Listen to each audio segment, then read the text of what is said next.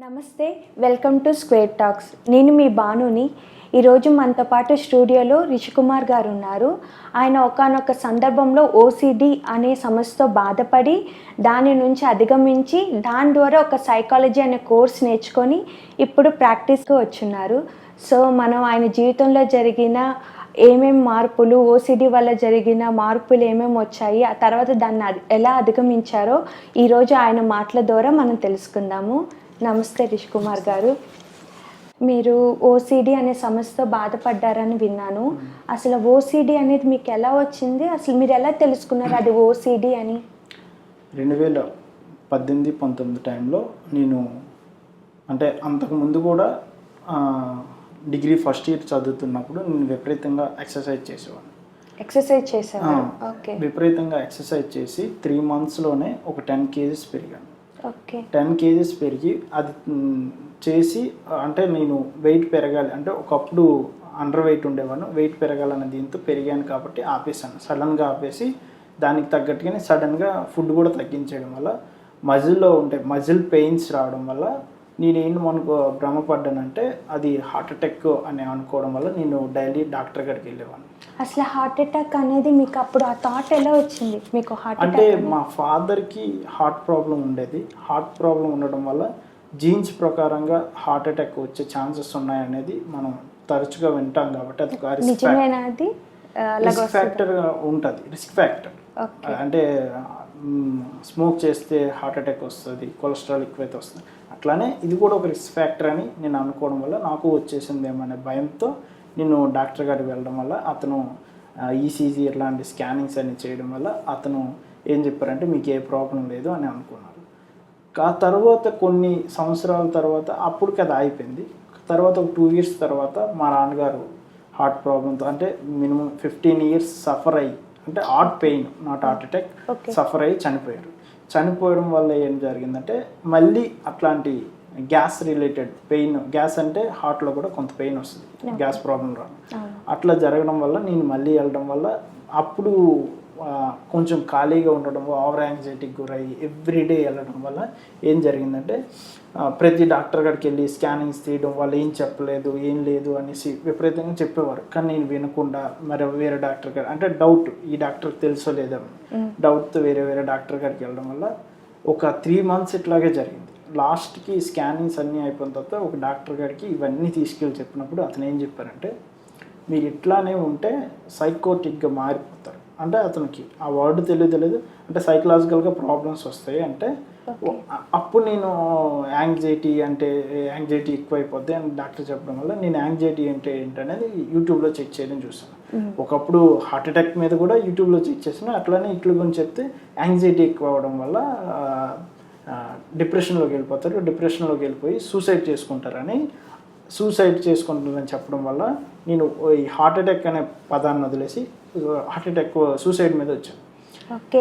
మీ anxiety level అనేది heart attack నుంచి suicide థాట్స్కి వచ్చేసాయి. మీరు యూట్యూబ్ వీడియోస్ చూడడం వల్ల అంటే వాళ్ళు వేరే కాంటెక్స్ట్లో చెప్పుండొచ్చు, నేను వేరే కాంటెక్స్ట్లో తీసుకోవడం వల్ల నేను సూసైడ్ చేసుకొని చనిపోతానేమో, మా చుట్టుపక్కల ఉండే వాళ్ళ ఫ్రెండ్స్ని నాకు సూసైడ్ థాట్స్ ఎక్కువ వస్తున్నాయి, డిగ్రీ ఫ్రెండ్స్ని కొంతమందిని అడగడం వల్ల ఎందుకు చనిపోతావు, ఏ రీజన్ లేకుండా ఎందుకు చనిపోతావు, నువ్వేమన్నా సైకోవా అంటే వాళ్ళకి ఇది ఉండేది. ఉట్టుకుట్టునే చనిపోతారు, ఉట్టుకుట్టునే ఎవరినైనా ఏ రీజన్ లేకుండా చంపేస్తారంటే సైకో అనే పదాన్ని వాళ్ళు ఎక్కువగా చెప్పడం వల్ల సరే ఆ విధంగానే చెప్తున్నారేమో అనేసి నేను భ్రమపడి సరే అనేసి నేను సైకాలజిస్ట్ వెళ్ళాలి అని ఒకసారి డిసైడ్ అయ్యి ఏం చేశానంటే సైకాలజిస్ట్ గూగుల్లో ఆర్ యూట్యూబ్లో చెక్ చేస్తే వైజాగ్లో అండ్ హైదరాబాద్లో కూడా అతను చేస్తారు ఒక సైకాలజిస్ట్, చాలా ఫేమస్ సైకాలజిస్ట్.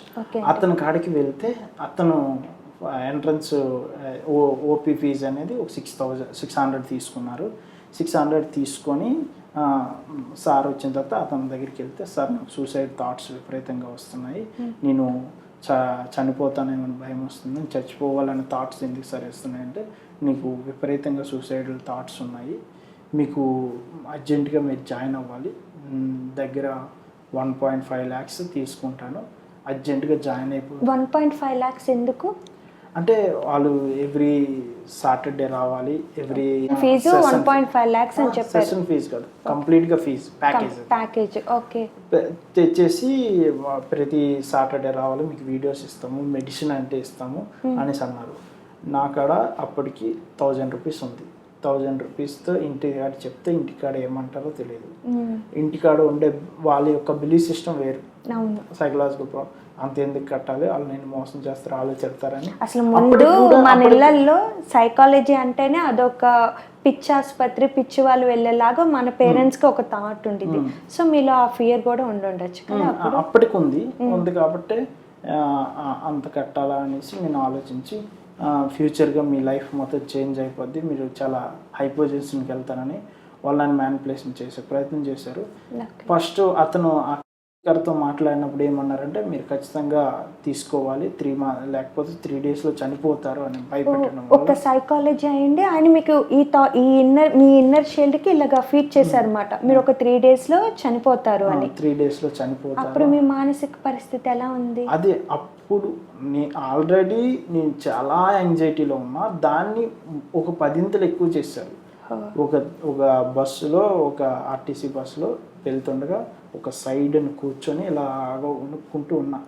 పక్కన బ్రిడ్జ్ ఉంది, బ్రిడ్జ్ మీద దూకేస్తాను థాట్స్. ఇతను ఇంకా భయపెట్టడం వల్ల హై లెవెల్లో నాకు యాంగ్జైటీకి గురవడం వల్ల చాలా విపరీతంగా పెయిన్ ఫీల్ అయ్యి, మధ్యలో ఇంకా మళ్ళీ కాల్ చేసి, మీరు వెనక్కి రండి, 40,000 కట్టేయండి, మీకు ట్యాబ్లెట్స్ ఇస్తాము, ట్యాబ్లెట్స్తో సగం వరకు తగ్గిపోద్ది, కొన్ని వీడియోస్ క్యాసెట్స్ ఇస్తామని చెప్పారు. సో ఇంత ఓకే అనేసి అనుకున్నా. కానీ అప్పటికి కూడా నాకు డబ్బులు లేవు, నేనేమి ఇవ్వలేనండి, వెళ్ళిపోయాను. మరి కాల్ చేయలేదు. వెళ్ళిపోయిన తర్వాత ఆ రోజు నైట్ మొత్తం నిద్ర అనేది అస్సలు లేదు, కంప్లీట్గా నిద్ర లేదు, అదే థాట్స్తో సఫర్ అవుతున్నాను. కాకపోతే ఆ తర్వాత నెక్స్ట్ రోజు కూడా విపరీతంగా ఉండడం వల్ల నేను ఇంట్లో చెప్పాల్సి వచ్చింది.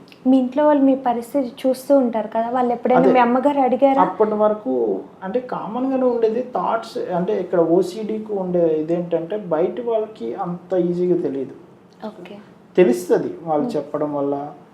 కొన్ని ఇంకా సివియారిటీ ఎక్కువైతే తెలియవచ్చు అవకాశం ఉంది, కానీ ముందు అంత ఉంది, కానీ నేను అంత వాళ్ళ దగ్గర ఓపెన్ అప్ అవ్వలేదు. సో తర్వాత విపరీతంగా నాకు ఇలా థాట్స్ వస్తున్నాయి, నేను సైకియాట్రిస్ట్ కాడికి వెళ్తానంటే అప్పుడు ఆర్ఎంపీ డాక్టర్ అతను అక్కడ తీసుకెళ్ళడం వల్ల 10 days మెడిసిన్ వాడడం వల్ల 2-3 daysలో పూర్తి తగ్గిపోయింది.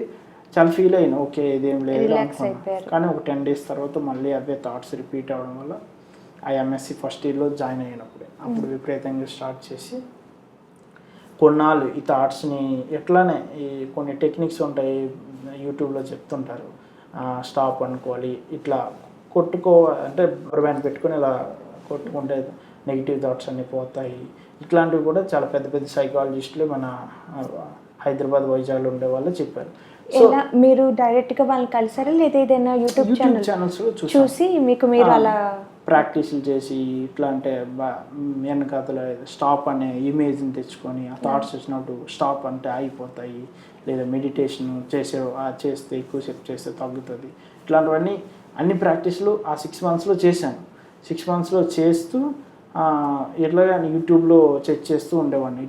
చేస్తూ ఉండేటప్పుడు పిచ్చి పిచ్చి ఆలోచనలు రావడం అనేది ఒక మానసిక సమస్య అనేది ఒక యూట్యూబ్లో సార్ వీడియోస్ కాదు వేరే వాళ్ళు చూశాను. చూసేటప్పుడు ఏమన్నారంటే అవి చూస్తే విపరీతంగా ఆలోచనలు వస్తాయి, ఇది ఈ సమస్య పేరు ఓసిడి అని అతను చెప్పారు. అప్పుడు ఓసిడి అంటే ఏంటనేది చూసేటప్పుడు ఓసిడిలో చాలా వీడియోస్, ఆల్మోస్ట్ సార్ వీడియోస్ చాలా ఎక్కువ టైమ్స్. అంటే ఎవరు? హరిరాఘవ్ సార్. అతను వీడియోస్ అంటే ఓసిడిని టైప్ చేయగానే ఎక్కువ వస్తాయి, ఎక్కువ అతనే ఇచ్చారు కాబట్టి తీసుకొని అవన్నీ చూసి అన్నీ అర్థం చేసుకొని నాకు ఒక క్లారిటీ వచ్చింది. ఓకే నాకు ఉండేది ఓసిడి అంటే ఉంది, కానీ అసలు ఈ థాట్స్ అనే బిహేవియర్గా మారుతాయి లేదనేది కన్ఫ్యూజన్ అయితే ఉంది. బిహేవియర్గా మారిపోద్దేమో అనే భయం విపరీతంగా ఉండటం వల్ల సరే అనేసి ఒకసారి కాల్ చేసి సార్కి, సార్ నేను ఇట్లా సూసైడల్ థాట్స్తో విపరీతంగా బాధపడుతున్నా, సూసైడల్ ఓసిడి అంటే సూసైడ్ థాట్స్ ఎక్కువ విపరీతంగా వస్తాయి అంటే అది ఓసిడి, మీరు కౌన్సిలింగ్ తీసుకోవాలంటే సరే సార్ తీసుకుంటాను అన్నా. తీసుకుంటానంటే అప్పుడు ఒక అతను ఒక ఇది ఉంటుంది పంపించారు, అవన్నీ చూశాను. ఎవరు హరిరాఘవ్ సరే మీకు ఎలా పంపించారు డీటెయిల్స్? వాట్సాప్లో మొత్తం డీటెయిల్స్ ఉంటాయి. మీరు వాట్సాప్లోనే కాంటాక్ట్ అయ్యారా ఆయన? ఓకే, అంటే ఫోన్ నెంబర్ ఉంటుంది, వాట్సాప్ ఒక మెసేజ్ చేయమని చెప్పారు. ఓకే సరే అని పంపిస్తే నేను వెళ్ళినప్పుడు వెళ్ళలేదు, కాల్ చేస్తే 2-3 సార్లు చేస్తే ఇంత అమౌంట్ ప్రజెంట్ నేను ఇచ్చుకునే పరిస్థితిలో లేను అని కూడా చెప్పాను. అప్పుడు కొన్నాళ్ళ తర్వాత మీరు ఒక 6 months 3 months మెడిసిన్ వాడండి అని చెప్పారు. మెడిసిన్ వాడండి అంటే సరే అనేసి అది విజయనగరంలో ఉండే ఒక సైకియాట్రిస్ట్కి, న్యూరో సైకియాట్రిస్ట్కి రిఫర్ చేసేటప్పుడు అతని కాడికి వెళ్ళి ఒక 2 months రిఫర్ చేశారు. హరిరాఘవ్ సార్ రిఫర్ చేస్తే కాంటాక్ట్లో ఆయనతోనే ఉన్నారు, ఆయనే మీకు ట్రీట్మెంట్ కూడా స్టార్ట్ చేశారు. రిఫర్ చేస్తే మెడిసిన్ తీసుకున్నాను. మెడిసిన్ తీసుకున్నాను కానీ నిజం చెప్పాలంటే మెడిసిన్ ఒకేసారి కూడా వాడలేదు. కాకపోతే వాళ్ళు ఎవ్రీ మంత్ ఇంజెక్షన్ చేసేవారు, ఇంజెక్షన్ అయితే చేయించుకునేవాడిని. మెడిసిన్ అంటే కొన్నిసార్లు వాడేవాడిని. బట్ నాకు ఒక క్లారిటీ అయితే వచ్చింది, ఇది సైకలాజికల్ ప్రాబ్లం, కౌన్సిలింగ్తోనే తగ్గుద్దని. నాకు విపరీతంగా నమ్మటం వల్ల వీటిపైన నాకు ఇది ఉండేది కాదు, అండ్ భయం కూడా ఉండేది. మెడిసిన్ ఎక్కువ వాడితే, సైకలాజికల్ మెడిసిన్ ఎక్కువ వాడితే లావ్ అయిపోతారు, ఇంకా అలవాటు పడిపోతే ఇంకా ఎక్కువ లైఫ్ టైం వాడాలి, ఇవన్నీ చెప్పారు. సో ఈ భయాలు ఉండడం వల్ల నేను వాడేవాడిని కాదు. 2000 అదే ఎంఎస్సి ఫస్ట్ ఇయర్ అయిపోయిన దగ్గరలో నేను జనవరి నెలలో ఫస్ట్ సెషన్ తీసుకున్నాను. 28 డేట్ కూడా గుర్తుంది. జనవరి 28న సెషన్ తీసుకున్నాను. వరుస హరిరాఘవ్ సార్ దగ్గర 4 sessions డైరెక్ట్ ఆయన వెళ్ళి మీట్ అయ్యారు, హైదరాబాద్కి వెళ్ళారు. ఓకే, మీట్ అయ్యి వరుసగా ఒక 4 sessions తీసుకునేటప్పుడు అతను క్లియర్గా ప్రతిదీ పాయింట్ అసలు ఎట్లా పనిచేస్తుంది, మైండ్ ఎట్లా పనిచేస్తుంది, బాడీ ఎట్లా రియాక్ట్ అవుతుంది, థాట్స్ అంటే ఏంటి, యాటిట్యూడ్ అంటే ఏంటి, ఫియర్ అంటే ఏంటి, అది ఓసిడి వాళ్ళు ఎట్లా ఉంటుంది, వాళ్ళ యొక్క థాట్ ప్రాసెస్ ఓసిడిలో ఉండే వాళ్ళు ఎలా ప్రాసెస్ అవుతుంది, అవన్నీ కూడా చెప్పారు. అప్పుడు నాకు 70 to 90% క్లారిటీ వచ్చింది. అంటే నెక్స్ట్ డే నుంచి ఒక 2-3 months విపరీతంగా నేను హ్యాపీగా ఫాలో అయిపోయాను. కానీ నాకు 4 sessionsలో క్లారిటీ వచ్చింది, తగ్గిపోయింది. 4 sessions దాకా 4 sessions ఒక 3 months తర్వాత ఫుల్ క్లారిటీ వచ్చింది. కాకపోతే నాకు నేను కోరుండి ఇంకా ఓసిడిని స్టడీ చేసే కొద్ది మళ్ళీ ట్రిగర్స్ స్టార్ట్ అయ్యి అప్పుడు కొంచెం ఫీల్ అయ్యి వాటి మీద ఉండే డౌట్స్ కోసం ఇంకో 3 sessions తీసుకున్నాను. టోటల్గా నేను 7 sessionsలో పూర్తిగా తగ్గిపోయింది. నాకు తగ్గడానికి 8 months నుంచి 1 year పట్టింది. అంటే అంటే అక్కడితో 4 sessionsతో వదిలేస్తే నేను హ్యాపీగానే అయిపోతాను. ఇంకా ఉందేమో అనే డౌట్ నాలో క్రియేట్ అవ్వడం వల్ల ఇంకా మిగతా ఓసిడీస్ చాలా రకాలు ఉంటాయి, వాటన్నిటితో నేను కంపేర్ చేసుకొని మిగతావి కూడా వచ్చే అవకాశం ఉంటుంది. విపరీతంగా నేను స్టడీ చేయడం వల్ల ఎక్కువగా కొంచెం ట్రిగర్స్ ఎక్కువయ్యి నేను మొత్తం స్టడీ చేయడానికి 1 year పట్టి నా ఓసిడి తగ్గడానికి 4 months 6 monthsలో అయిపోయింది. కానీ మిగతా ఓసిడీస్ని కంపేర్ చేసుకోవడం వల్ల కంప్లీట్గా నాకు ఓసిడి పట్ల లేదా ఫియర్ పట్ల నాకు కంప్లీట్గా యాటిట్యూడ్ మారడానికి 1 year దాటి పట్టింది. నేను ఒక క్వశ్చన్ అడుగుతానండి. చెప్పండి. ఓసిడి అనేది ఏదైనా కుటుంబ పరంగా కూడా వస్తుందా? అంటే తల్లిదండ్రులు ఎవరికైనా ఉన్నా మనకి రావడం, జెనెటికల్గా కూడా వచ్చే ఛాన్సెస్ ఉందా? లేదు, కాకపోతే జెనెటికల్గా వచ్చే అవకాశం అయితే 1% కూడా లేదు. నేను సైకాలజీ కూడా చదువుకున్నాను, నా నాలెడ్జ్ ప్రకారం ఆల్రెడీ సార్ కూడా చెప్పారు రాదు. కానీ వాళ్ళు ఇచ్చే బిలీఫ్ సిస్టమ్ నుంచి కొంత ఓసిడి ఇట్లాంటి యాంగ్జైటీ ప్రాబ్లమ్స్ ఫ్యామిలీ నుంచి ఆ బిలీఫ్ సిస్టమ్, ఇప్పుడు వాళ్ళ యొక్క కల్చర్ ఉంటుంది కదా, ఆ బిలీఫ్ సిస్టమ్ నుంచి కూడా మనకి వచ్చే అవకాశం అయితే ఉంది. అంటే మూఢనమ్మకాలు అని ఉంటాయి కదా, వాటి నుంచి కూడా ఓసిడి జనరేట్ అవుతుందా? యాంగ్జైటీకి గురయ్యి వాళ్ళ బిలీఫ్ సిస్టంలో ఏదైతే ఫామ్ అయితే దానికి రిలేటెడ్గా వచ్చే అవకాశం అయితే ఉంది. బట్ జెనెటికల్గా వచ్చే అవకాశం అయితే లేదు. ఓకే, ఇందాక మీరు మాటల సందర్భంలో చెప్పారు మీరు సైకాలజీ కూడా చేశారు అని చెప్పి, అసలు అది ఎలా వచ్చింది ఆ థాట్ మీకు? మీరు ఒక సైకాలజీ చేయాలని ఎవరైనా ఇన్స్పైర్ చేశారు మిమ్మల్ని? ఇన్స్పైర్ అవ్వడానికి మెయిన్ కారణం హరిరాఘవ్ సారే.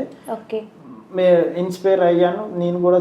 అంటే ఎక్కువ కాలం 1 year పాటు అవన్నీ చేయడం వల్ల నాకు మిగతా వాటి మీద ఇంట్రెస్ట్ పెరిగి అసలు ఎట్లా ఉంటుంది, సైకలాజికల్ ప్రాబ్లమ్స్ అంటే ఏంటి, మిగతా వాటి కూడా నేను కొంచెం చాలా వరకు తెలుసుకొని ఓకే చేయాలనుకుంటున్నాను. ఇంట్రెస్ట్ దీని మీద ఉంది కదా, ఓకే దాని మీద చేస్తూ ఇంకా లైఫ్ని ఇట్లా రన్ చేద్దాం అనేసి డిసైడ్ అయ్యి సైకాలజీలో ఏపీపీజీ సెట్ ఆంధ్ర యూనివర్సిటీది ఏపీపీజీ సెట్ అనేది కంప్లీట్ ఏపీలో ఉండే ఒక ఎంట్రన్స్ ఎగ్జామ్. దేనికండి అది? సైకాలజీ, ఎంఎస్సి అన్నిటికి. ఓకే. అందులో నేను సైకాలజీ డిపార్ట్మెంట్ ఆ ఫీల్డ్ ఎంచుకొని దాంట్లో జాయిన్ అవ్వడం వల్ల నేను సైకాలజీ ఫ్రీ సీటే ఇక్కడ ఆంధ్ర యూనివర్సిటీ వచ్చింది. 2 years కంప్లీట్ చేసి ఆ 2 yearsలో ఫేస్బుక్ ఒకటి ఉంది, స్కూల్స్ ఆఫ్ ఇది హరిరాఘు సార్ అనే ఒక ఇది ఉండడం వలన ఫేస్బుక్ ప్రైవేట్ గ్రూప్ ఉండడం వల్ల అందులో ఉండే చాలామంది అంటే ఒక 50 నుంచి 100 మందితో వాళ్ళతో డిస్కస్ చేసి వాళ్ళ ప్రాబ్లమ్స్ను కూడా ఇట్లా ఉంటుంది, దానివల్ల నాకు ఒక పేషెన్స్ డెవలప్ అవ్వాలి, ఎట్లా మాట్లాడాలి అవన్నీ కొంత చాలా వరకు ప్రాక్టీస్ అయ్యి ఇప్పుడు మళ్ళీ నేను సార్ దగ్గరికి వచ్చి ఎట్లా ప్రాక్టీస్ చేయాలి, ఎట్లా చేయాలి అనే వాటి యొక్క కొన్ని స్ట్రాటజీస్ అవన్నీ తెలుసుకోవడానికి చాలాసార్లు కలవడం కూడా జరిగింది. అంటే మీరు ట్రీట్మెంట్ ఆయన దగ్గర స్టార్ట్ చేసినప్పటి నుంచి ఈ కోర్స్ కంప్లీట్ అయిన వరకు ఈ జర్నీ అంతా మీరు ఆయనతోనే ఉన్నారు, ఆయన మీకు సపోర్ట్ చేస్తూనే ఉన్నారన్నమాట. నాకే కాదు చాలా మందికి అంటే నియర్లీ 200-300 మెంబర్స్ సైకాలజీ చేశారు అప్పుడు ఇన్స్పిరేషన్తో, వాళ్ళు కూడా సపోర్టివ్గాను. అసలు ఈ సైకాలజీ కోర్స్కి ఎంత అమౌంట్ అవుతుందండి? నాకైతే రూపాయి కూడా ఖర్చు అవ్వలేదు, మిగతా వాళ్ళకి అవ్వచ్చు అంటే వాళ్ళ సెల్ఫ్కి డబ్బులు అవ్వచ్చేమో కానీ నాకైతే అవ్వలేదు. ఇప్పుడు మీరు ఆ కోర్స్ అంతా కంప్లీట్ చేశారు, ప్రాక్టీస్ కూడా స్టార్ట్ చేశారా? అంటే ప్రాక్టీస్ సెషన్స్ స్టార్ట్ చేయాలి, అంటే ప్రాక్టీస్ అయితే ఉంది, మిగతా వాళ్ళతో మాట్లాడించాల అనుభవం ఉంది, కానీ ఇంకా స్టార్ట్ చేయాలని నేను డిసైడ్ అయ్యాను. ఓకే. రిషి కుమార్ గారు, ఇప్పుడు మీరు ఓసిడి సమస్య నుంచి బయటపడ్డారు, అలాగే ఇప్పుడు మీరు ఈ స్క్వేర్ టాక్స్ ద్వారా ఓసిడి సమస్యతో బాధపడే వారికి మీరు ఏమైనా చెప్పాలనుకుంటున్నారా? Yeah, a OCD or any మానసిక సమస్యల గురించి నేను ఓసిడితో సఫర్ అయ్యి ఈ స్టేజ్లోకి పూర్తిగా అధిగమించాను కాబట్టి నేను చాలా బలంగా చెప్పగలుగుతుంది ఏంటంటే ఈ 2 తెలుగు రాష్ట్రాల్లో ఓసిడి పట్ల లేదా ఇతర మానసిక సమస్యల పట్ల వాళ్ళకు ఉండే నాలెడ్జ్ అనేది 10% కంటే చాలా తక్కువ. సో మానసిక సమస్యలు కానీ psychological problems, neuropsychological problems or psychiatric problems ఏవైనా కౌన్సిలింగ్ అనేది ఖచ్చితంగా తీసుకోవాలి. ఫర్ ఎగ్జాంపుల్ ఒక స్కిజోఫీనియా లాంటివి తీసుకున్నా వాళ్ళు లైఫ్ టైం వాళ్ళ న్యూరాన్ ప్రాబ్లమ్స్ సంబంధించింది కాబట్టి లైఫ్ టైం మెడిసిన్ తీసుకున్నా వాళ్ళకు ఉండే ఒక ఎగ్జాంపుల్గా తీసుకుంటే వాళ్ళకి ఏదో ఒక వ్యక్తి భయంకరమైన వ్యక్తులు అంటే నేను మెంటల్ హాస్పిటల్లో కేస్ స్టడీస్ చేసేటప్పుడు ఒక ఆమె ఏం చెప్పిందంటే నాకు నల్లగా ఉండి చాలా పొడవుగా ఉండే వ్యక్తి నన్ను వచ్చి పీక పిసికి చంపేస్తున్నట్టుగా నాకు కనిపిస్తున్నారు అని చెప్పింది. ఇప్పుడు ఆమె కొన్నాళ్ళ మెడిసిన్ తీసుకున్న తర్వాత నార్మల్ పొజిషన్కి వచ్చి తను ఆలోచించి రేషనాలిటీని కలిగి ఉంటుంది అని మనం భావించినప్పుడు ఆమెకి ఎక్స్ప్లెయిన్ చేసి కౌన్సిలింగ్ చేసేటప్పుడు ఎట్లా అంటే ఆ థాట్స్ అనేవి మీ పాస్ట్కి రిలేటెడ్గా ఉండేవి అనే కౌన్సిలింగ్ ఆమెకి అర్థమయ్యే విధంగా తనకు అర్థమయ్యే విధంగా చెప్పేటప్పుడు ఏం జరుగుతుందంటే క్లియర్గా ఆమె ఆ థాట్స్ వచ్చినప్పుడు కరేజ్తో ఉండగలుగుతుంది. అంటే వాటిని ఎందుకంటే తన ఆ థాట్స్ యొక్క రియాలిటీ ఏంటి దాని యొక్క ఇదేంటి అనేది తనకు అర్థమయ్యేటప్పుడు అది క్లియర్గా హ్యాండిల్ చేసుకోకున్నప్పుడు చాలా ఈజీగా మూవ్ ఆన్ అవ్వగలదు. అది చేయాలంటే ఖచ్చితంగా సైకాలజిస్ట్ అవసరమే ఉంటుంది. సైకాలజిస్టే కౌన్సిలింగ్ క్లియర్గా చేయగలరు. అంటే సైకియాట్రిస్టు వీళ్ళందరూ కంప్లీట్గా మెడిసిన్ మీద ఫోకస్ చేస్తారు, అది జరుగుద్ది. సో ప్రతి ఏ ప్రాబ్లం ఉన్నా సైకలాజికల్ ఒక ముందుగా వెళ్ళాల్సింది ఎవరికంటే ఏ ప్రాబ్లం ఉంది psychiatric, neuro psychological, psychological problem ఏ ప్రాబ్లం ఉన్నప్పటికీ ముందు వెళ్ళవలసింది ఎవరికంటే సైకాలజిస్ట్ కాడికి. సరైన సైకాలజిస్ట్ కాడికి మీరు కానీ వెళ్ళగలిగితే కంప్లీట్గా అతను అనాలిసిస్ చేసి మీకు దానికి ఉండే ప్రాబ్లం బట్టి వీలైతే సైకియాట్రిస్ట్ దగ్గర మెడిసిన్కి పంపించి కౌన్సిలింగ్ కూడా సైకాలజిస్ట్ ఖచ్చితంగా కౌన్సిలింగ్ అనేది ప్రతి ఒక్కరికి అవసరం. మీరు బిఫోర్ సఫర్ అవుతున్నప్పుడు ఓసిటీతో సఫర్ అయినప్పుడు దాన్ని అధిగమించిన తర్వాత ఈ పీరియడ్ ఏదైతే ఉందో ఈ పీరియడ్లో మీలాగే ఈ సమస్య బాధపడే వ్యక్తిని ఎవరైనా పరిచయం అయ్యారా? నాకు పరిచయం అవ్వలేదు, కానీ సార్కి చాలామంది నాలాంటి సూసైడల్ ఓసిడీతో సఫర్ అయిన వ్యక్తులు ఒక చాలామంది అతనికి తెలిసి అతను కూడా నాకు రిఫర్ చేసి నాతో మాట్లాడించడం ద్వారా వాళ్ళకి నేను ఫస్ట్లో వాళ్ళకి ఏంటంటే సెషన్స్లో కాన్ఫిడెంట్ చాలా బలంగా ఉండాలి. కౌన్సిలింగ్ ముందు తగ్గుతుందనే కాన్ఫిడెంట్ బలంగా ఉన్నప్పుడు ఈజీగా ముందుకెళ్ళాలి. అలాంటి వ్యక్తులు కూడా చాలామందిని సార్ రిఫర్ చేసి నేను చాలా మాట్లాడి వైజాగ్లో ఉండే ఒక వ్యక్తులు అండ్ బెంగళూరులో ఉండే ఒక వ్యక్తికి మాట్లాడడం కూడా జరిగింది. నెక్స్ట్ లేటెస్ట్గా మాకు తెలిసిన ఒక వ్యక్తి నాకు అంటే గ్రూప్లో కూడా ఉన్నారు. అతను కౌన్సిలింగ్ తీసుకోలేదు. నిన్నే అంటే 1 డే బ్యాక్ కాల్ చేసి నాకు ఇట్లా వస్తున్నాయి అంటే అతనికి క్లియర్గా ఎక్స్ప్లెయిన్ చేశాను. ఎందుకంటే నేను సఫర్ అయిన విషయం అతనికి తెలుసు కాబట్టి అతను పూర్తిగా అర్థం చేసుకొని నార్మల్గా ఉన్నారు.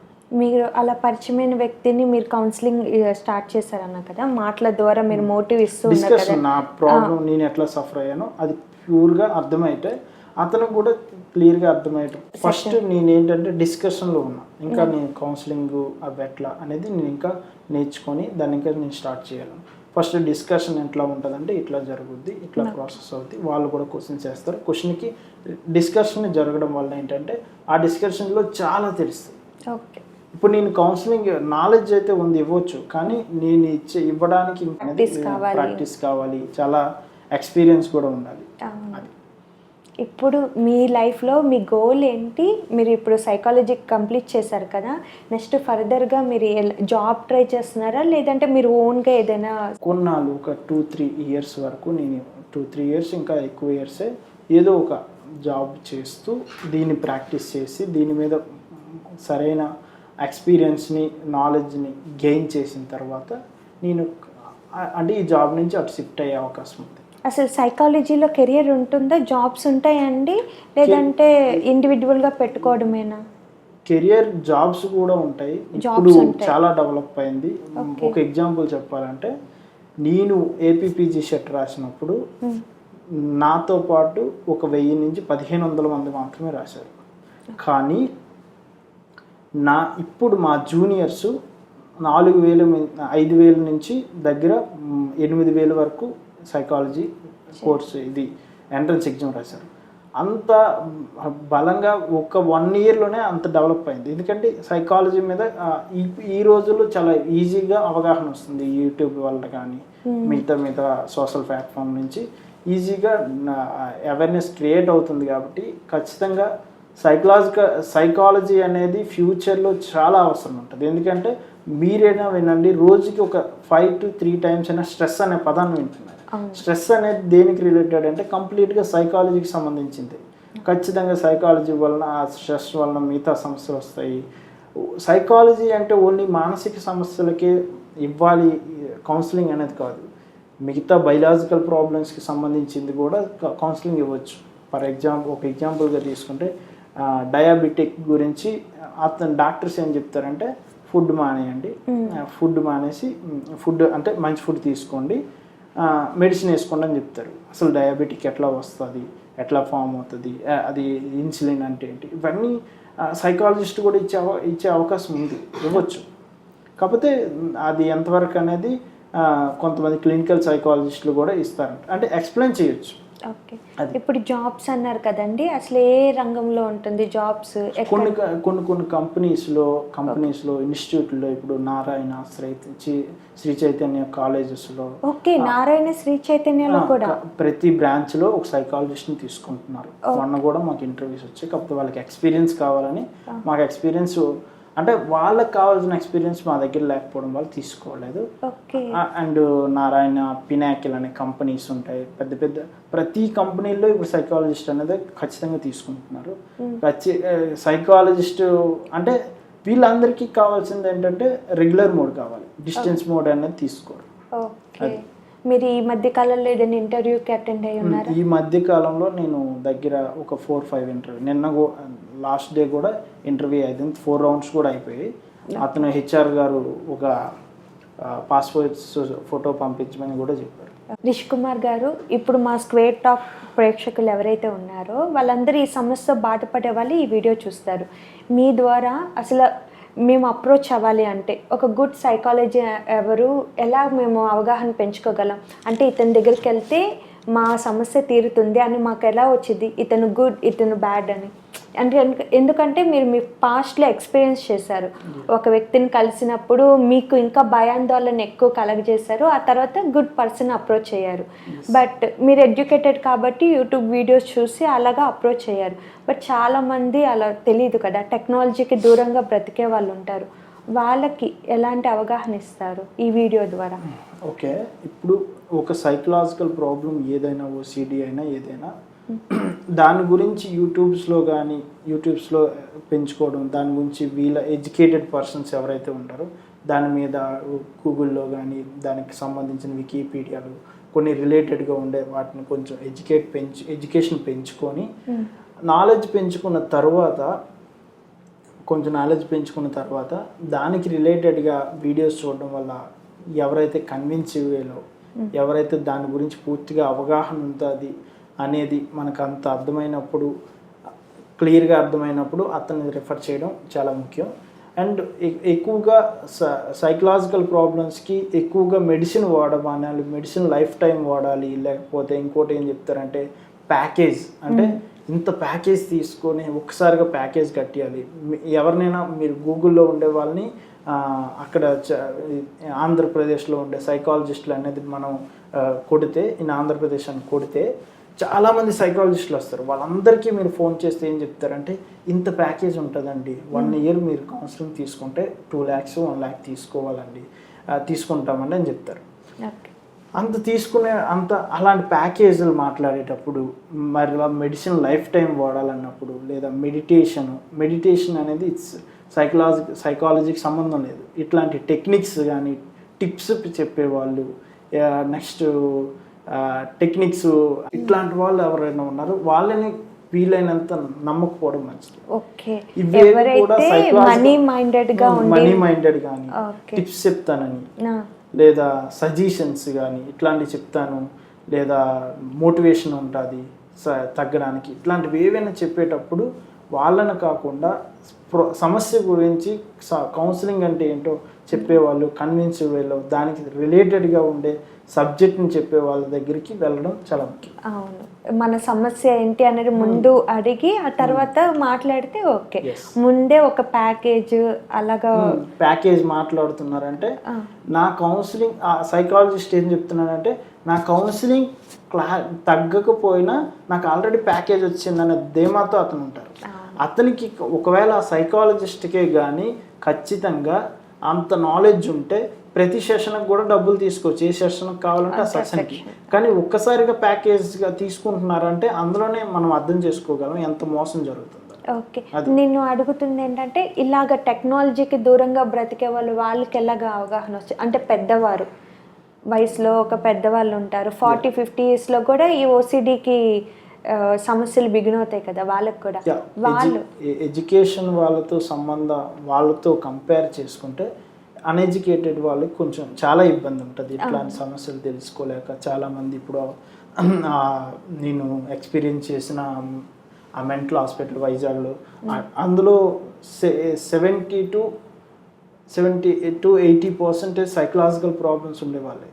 కాకపోతే వాళ్ళకి ఎలా తీసుకోవాలి, ఏం చేయాలి, సరైన అవగాహన లేక, సరైన అవేర్నెస్ సైకలాజికల్ ప్రాబ్లమ్స్ మీద లేకపోవడం వల్ల వాళ్ళు అట్లా దానికే ఎడిక్ట్ అయిపోయి ఆ మెడిసిన్స్కే సంవత్సరాల కొద్ది వాడటం వల్ల అట్లా అయిపోతున్నారు. సో అవేర్నెస్ అనేది ఖచ్చితంగా ఉండాలి. మిగతా సైకాలజిస్టులు కూడా ఎట్లా ఉండాలో ఈ టిప్స్ గురించి కాకుండా ఇంకా నాలెడ్జ్ని సైకాలజిస్టులు పెంచుకొని ఇంకా ముందుకి వెళ్ళి ఆ అవేర్నెస్ని ముందు క్రియేట్ చేస్తే చాలా మంచిదని ఆలోచన. రిషి కుమార్ గారు, మీ విలువైన సమయాన్ని మాకు కేటాయించి మీ లైఫ్లో జరిగిన ప్రతి విషయాన్ని మాతో షేర్ చేసుకున్నందుకు మీకు మా ధన్యవాదాలు. అలాగే మీరు లైఫ్లో చాలా మంచి సక్సెస్ అయ్యి ఇంకా మీ ద్వారా వేలాది మందికి ఈ సమస్య నుంచి బయటపడాలని కోరుకుంటున్నాను. చూశారు కదండి, రిషి కుమార్ గారి మాటల ద్వారా ఎలా మనకు తెలిసింది ఏంటంటే ఓసిడి అనేది కేవలం ఒక సమస్య మాత్రమే. ఎప్పుడైతే మనం ఒక మంచి సైకాలజిస్ట్ని కలిసి సరైన పద్ధతిలో కౌన్సిలింగ్ తీసుకుంటే ఈ సమస్య నుంచి మనం త్వరగా బయటపడి ఒక మామూలు జీవితాన్ని గడపవచ్చు. మీ అందరికీ ఇంటర్వ్యూ ద్వారా ఒక మంచి అవగాహన వచ్చిందని ఆశిస్తూ థ్యాంక్స్ ఫర్ వాచింగ్.